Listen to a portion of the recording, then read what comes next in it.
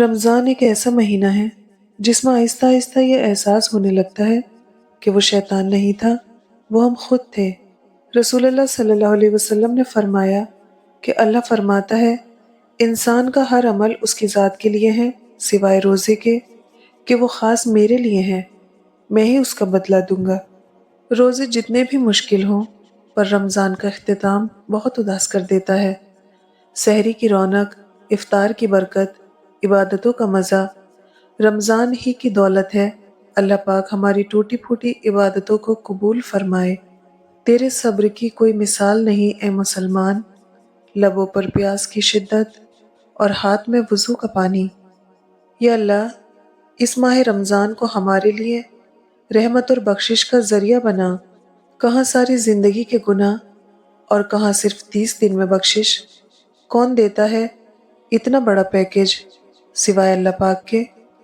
روزے دار کا سونا عبادت ہے اور اس کی خاموشی تسبیح ہے، اس کا عمل مقبول ہے اور اس کی دعا قبول ہے۔ کوئی ادھوری نہ رہے دعا کسی کی، سب کے لیے ایسا مبارک رمضان ہو۔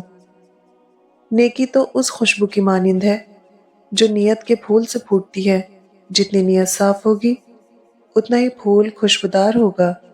روزہ سخت نہیں ہوتا اور ہو ہی نہیں سکتا، اللہ کی محبت میں ہم اتنا صبر تو کر ہی سکتے ہیں۔ نبی اکرم صلی اللہ علیہ وسلم کا ارشاد گرامی ہے، جس نے ایک روزہ جان بوجھ کر چھوڑا وہ زندگی بھر بھی روزے رکھتا رہے پھر بھی ایک چھوڑے ہوئے روزے کا ثواب نہیں پا سکتا۔ مانگ لو گڑ گڑا کر خدا سے، ابھی مغفرت سستی ہے۔ کہتے ہیں کہ رمضان میں رب کی رحمت برستی ہے، تیز دھوپ کی تپش تم کو ستائے گی، پیاس کی شدت تمہیں آزمائے گی۔ روزے دار، تم ہر حال میں صبر رکھنا، یہ آزمائش تمہیں جنت میں لے جائے گی۔ اس برکت والے مہینے کے صدقے اللہ تعالیٰ آپ سب کی پریشانیاں دور کرے اور آپ سب کی زندگی خوشیوں سے بھر دے۔ کتنی جلدی یہ رمضان گزر جاتا ہے، پیاس لگتی نہیں افطار گزر جاتا ہے۔ ہم گناہ گاروں کی مغفرت کر میرے اللہ، عبادت ہوتی نہیں رمضان گزر جاتا ہے۔ فرمان مصطفیٰ صلی اللہ علیہ وسلم، جس نے ایک دن کا روزہ اللہ عز و جل کی رضا حاصل کرنے کے لیے رکھا، اللہ عز و جل اسے جہنم سے اتنا دور کر دے گا جتنا کہ ایک کوا جو اپنے بچپن سے اڑنا شروع کرے یہاں تک کہ وہ بوڑھا ہو کے مر جائے۔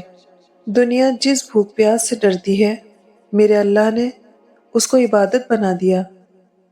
فرشتے کہہ رہے ہیں پروردگار سے، سورج شکست کھا گیا ہے روزے دار سے۔